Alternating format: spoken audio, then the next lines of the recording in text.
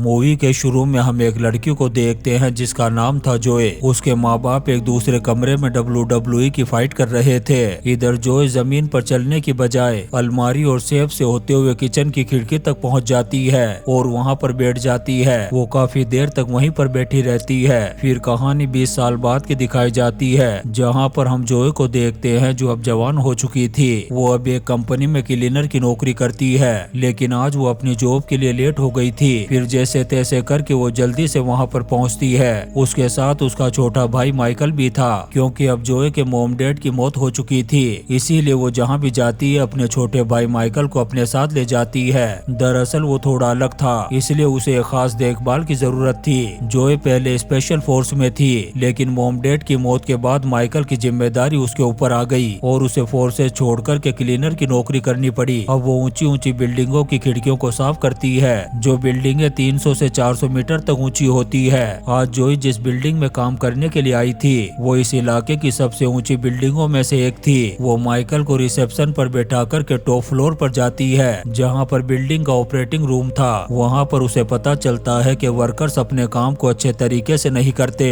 जिससे उसे अपनी सिक्योरिटी खुद करनी होती है। फिर वो एक लिफ्ट नुमा डेक के जरिए से बिल्डिंग के बाहर से खिड़कियों को साफ करने लगती है। थोड़ी देर बाद उसका एक कोवर्कर भी आ जाता है। ये डेक एक ट्रॉली की तरह होता है, जो ऊंची बिल्डिंग की बाहर की सफाई के लिए यूज किया जाता है। अब यहाँ पर कहानी में एक ट्विस्ट आता है। दरअसल आज इस बिल्डिंग में एक बड़ी प्राइवेट एनर्जी कंपनी का एनुअल इवेंट हो रहा था। ये कंपनी लंदन में कई सोर्सों से एनर्जी जनरेट करती है। उधर जोए अभी भी बिल्डिंग के बाहर लटकी हुई थी। थोड़ी देर बाद उसका कोवर्कर बिल्डिंग की सफाई पूरी करके ऊपर चला जाता है। अब जोए अकेली ही लटकी हुई अपने सफाई के काम को करती रहती है। दूसरी तरफ एनर्जी कंपनी के सीईओ और फाउंडर, जो दोनों भाई थे, फंक्शन शुरू होने से पहले ही नशे में धुत थे। फंक्शन की तैयारियां जोरों शोर से चल रही थी। हॉल में परफ्यूम की कुछ बोतल्स भी रखी हुई थी, जो कहानी में आगे बहुत ही ज्यादा इम्पोर्टेंट रोल निभाने वाली है। अब जोए भी अपने सफाई के काम को पूरा कर लेती है और अब वो ऊपर जाना चाहती थी। जब वो टेक्निकल स्टाफ को बताती है कि मेरा काम पूरा हो चुका है, तब वो लोग उसे ऊपर जाने के लिए कहते हैं। जोए उन पर भरोसा कर लेती है और चढ़ जाती है डेक पर। अब वो अपनी मैनुअल रोप खुद अलग कर लेती है और बढ़ने लगती है छत की तरफ। जोए इस वक्त कितनी ऊंचाई पर थी, इसका अंदाजा इस बात से लगाया जा सकता है कि जब उसके हाथ से पानी से भरा एक फोम नीचे गिरता है और वो किसी नीचे से गुजरते हुए आदमी से टकराता है, तो उसकी हालत इतनी ज्यादा खराब हो जाती है कि उसे हॉस्पिटल ले जाना पड़ता है। इसी बीच बिल्डिंग के अंदर कुछ लोग आते हैं जिन्होंने मास्क पहना हुआ था। देखने से ऐसा लग रहा था कि जैसे ये कंपनी के लोग हैं, क्योंकि उनके मास्क पर कंपनी का लोगो बना हुआ था। ऐसा लग रहा था कि एडमिनिस्ट्रेशन ने उन्हें मास्क पहनने के लिए कहा हो और लोग भी उन्हें कंपनी का मेंबर समझकर के उनका वेलकम कर रहे थे।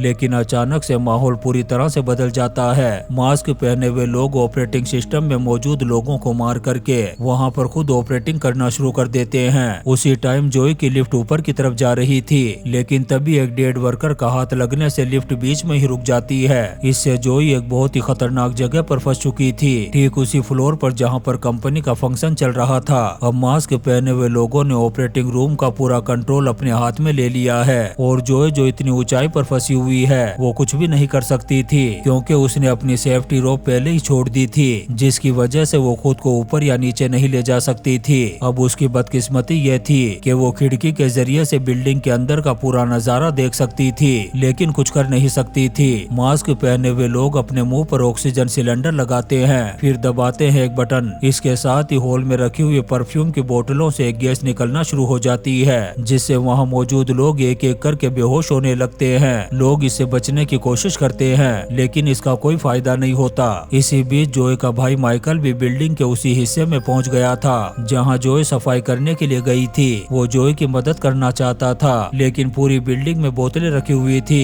और गैस हर जगह फैल रही थी। अब माइकल किसी तरह से बचते हुए एक रूम में जाकर के छुप जाता है ताकि वो उस गैस से सेफ रह सके, लेकिन बिल्डिंग में मौजूद सभी लोग बेहोश हो चुके थे। सिर्फ मास्क पहनने वाले लोग ही बचे हुए थे। मास्क पहने हुए लोग कंपनी के सभी सीईओ और शेयर होल्डर्स को इकट्ठा करते हैं और उन्हें एक एयर फिल्टर मास्क देते हैं ताकि वो लोग होश में रहे और सांस ले सके। फिर वो उन लोगों से बात करना शुरू करते हैं। तब हमें पता चलता है कि ये मास्क पहने हुए लोग असल में पर्यावरण को बचाने वाले एग्जीक्यूटिव हैं। ये कहते हैं कि कंपनी झूठ बोल रही है। इनका कहना था कि कंपनी एनर्जी तो बनाती है, लेकिन लेकिन इसकी वजह से बहुत सारा वेस्ट पैदा होता है जिससे इकोसिस्टम खराब हो रहा है, कई जानवर मर रहे हैं और इस कंपनी के आसपास रहने वाले लोगों की हेल्थ पर भी बहुत बुरा असर पड़ रहा है। इसका साफ मतलब ये था कि ये मास्क पहने हुए लोग इस कंपनी के लोगों को बंदी बना कर के इनका सच दुनिया के सामने लाना चाहते हैं। यहाँ पर एक और चौंकाने वाली बात सामने आती है कि इस कंपनी के दो सीईओ जो दोनों भाई हैं, वो बिजनेसमैन होने के साथ साथ पार्लियामेंट के मेंबर भी हैं। ये सीईओ और शेयर होल्डर्स आसानी से लोगों को धोखा दे करके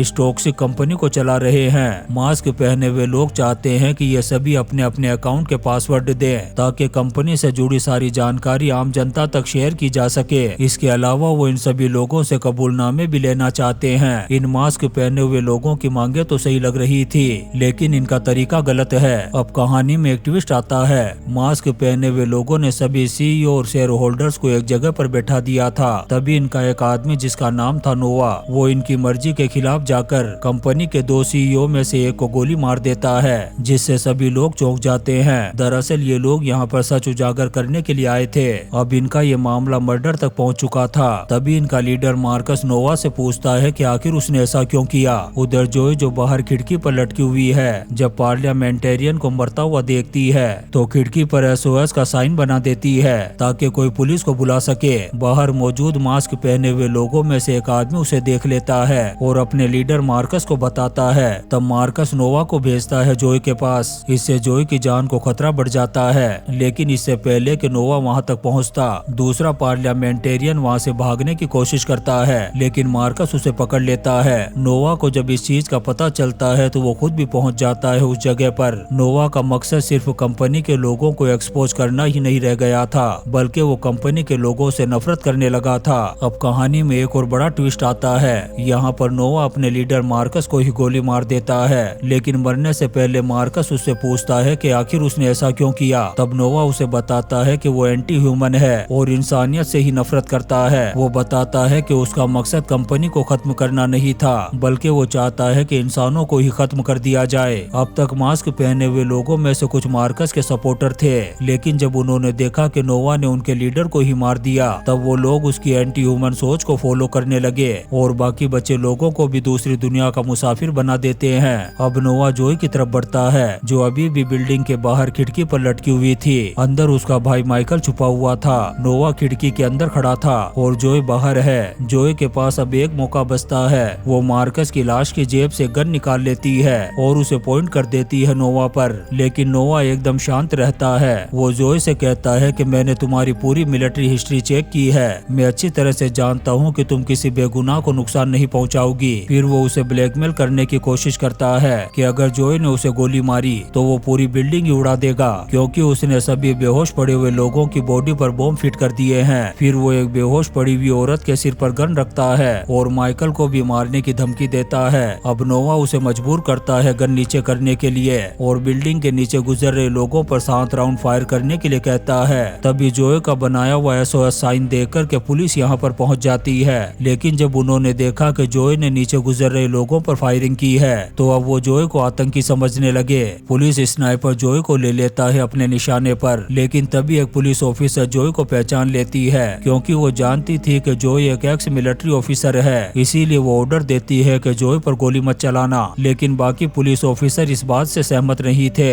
वो जोय को मारने के लिए दबाव बनाने लगते हैं। इसी बीच जोय मार्कस की डेड बॉडी से फोन निकालती है और कॉल करती है पुलिस की हेल्पलाइन पर। उसकी कॉल सीधे सीनियर पुलिस ऑफिसर को ट्रांसफर कर दी जाती है। जोय पूरी सिचुएशन समझाती है उस पुलिस ऑफिसर को और बताती है कि बिल्डिंग के अंदर क्या चल रहा है। इसी बीच किडनैप हुए लोगों के कन्फेशन रिकॉर्ड किए जा रहे थे और उनकी रिकॉर्डिंग को न्यूज चैनल पर भी दिखाया जा रहा था। लेकिन जैसे ही पुलिस को नोवा की सारी जानकारी मिलती है, वो उसकी सारी डिटेल न्यूज पर चला देते हैं। वहीं ऑपरेटिंग रूम में बैठी हुई जी नाम की लड़की को नोवा का मकसद पता नहीं था। जब वो न्यूज चैनल देखती है तब उसे समझ में आता है कि असल में नोवा क्या करने वाला है। अब सुपरिटेंडेंट नोवा से बात करने की कोशिश करती है। कॉल ट्रांसफर होते ही नोवा धमकी देता है कि अगर उसे कुछ हुआ तो उसकी कलाई पर बंधा हुआ बैंड ऑटोमेटिक ट्रिगर हो जाएगा और जिन लोगों की बॉडी पर बम बंधे हुए हैं वो ब्लास्ट हो जाएंगे। उधर पुलिस सीक्रेट तरीके से बिल्डिंग में घुसने की कोशिश करती है, लेकिन नोवा कैमरे के जरिए से देख लेता है उन्हें और जिस वैन में पुलिस आई थी उसे बम से ब्लास्ट कर देता है। अब न्यूज चैनल पर ये रिपोर्ट रिपोर्ट आने लगती है कि आतंकवादियों ने कोई डिमांड ही नहीं रखी। अब नोवा बिल्डिंग में धमाका करने के लिए और एक्सप्लोसिव नीचे भेजता है, लेकिन पुलिस ऑफिसर टाइम रहते जोए को वार्न कर देती है, जिससे जोए फौरन डेग को छोड़कर खिड़की के सहारे साइड में खिसक जाती है। फिर जैसे ही बॉम्ब ब्लास्ट होता है, डेग नीचे गिर जाता है और सबको लगने लगता है कि जोए की मौत हो गई, लेकिन असल में जोए खिड़की से लटक रही होती है। जोए का भाई माइकल और एक पुलिस ऑफिसर मिलकर के उसे अंदर खींच लेते हैं। नोवा को भी पता चल चुका था कि जोए बिल्डिंग के अंदर आ चुकी है। अब नोवा कैसे भी करके इस बिल्डिंग से बाहर निकलना चाहता है। उसने सारे किडनैप लोगों के कन्फेशन भी रिकॉर्ड करवा लिए थे और अब बगैर किसी दिक्कत के बाहर निकलने के लिए उसे नेगोशिएशन की भी जरूरत होगी, लेकिन वो नेगोशिएशन करने की बजाय अपनी टीम को ऑर्डर देता है कि जोए का काम तमाम कर दो। यहाँ पर हमें पता चलता है कि उसका यहाँ से निकलने का एक सीक्रेट प्लान है। वो यहाँ पर जितने भी लोग बच गए हैं उन्हें मार कर के यहाँ से निकलना चाहता है। जोए भी एक कोने में जाकर के छुप गई थी। जैसे ही नोवा की टीम उसे मारने के लिए आती है, जोए उन पर भारी पड़ जाती है क्योंकि वो एक एक्स मिलिट्री वुमेन थी। थोड़ी ही देर में वो नोवा की टीम के कई लोगों को ऊपर पहुंचा देती है। यहाँ पर नोवा एक वीडियो रिकॉर्ड करता है जिसमें वो अपने असली इरादे बताता है, जिसमें वह इंसानों को ही धरती का सबसे बड़ा खतरा मानता है। इसके बाद उसकी वीडियो भेजी जाती है जी के पास, जो ऑपरेटिंग रूम में बैठी हुई थी। जब वो वीडियो देखती है उसे समझ में आ जाता है कि नोवा पूरी तरह से एक साइको है। बिल्डिंग में मौजूद हर कोई मरने वाला है सिर्फ नोवा को छोड़कर। जब जी भागने की कोशिश करती है तो नोवा उसका भी काम तमाम कर देता है। तभी जोए पहुंच जाती है ऑपरेटिंग रूम में और वहां पर मौजूद आखिरी शूटर का काम तमाम कर देती है। अब जोए और माइकल मिलकर के सिस्टम में मौजूद सारे डेटा और सबूतों को एक चिप में इकट्ठा करते हैं। फिर जोए जानबूझकर के नोवा को खुद को पकड़ने के लिए उकसाती है, इससे पहले कि वो बिल्डिंग के बाहर जाकर बॉम्ब को ट्रिगर कर सके। जोए चाहती है कि वो उसे पकड़ने के लिए आए। इस दौरान जोए पुलिस ऑफिसर को बताती है कि वो एक एक्स मिलिट्री ऑफिसर है और उसका फर्ज है कि बिल्डिंग में मौजूद लोगों को बचाएगी। इससे पहले वो अपने भाई माइकल को लिफ्ट के जरिए से बिल्डिंग के बाहर भेज देती है ताकि वो सेफ रहे। अब आखिरी लड़ाई शुरू होने वाली थी। नोवा जोए को ट्रैक करते हुए बिल्डिंग में आ जाता है उसे मारने के लिए। जोए भी एक एक करके नोवा के सारे आदमियों का काम तमाम कर देती है, लेकिन वो नोवा को नहीं मार सकती थी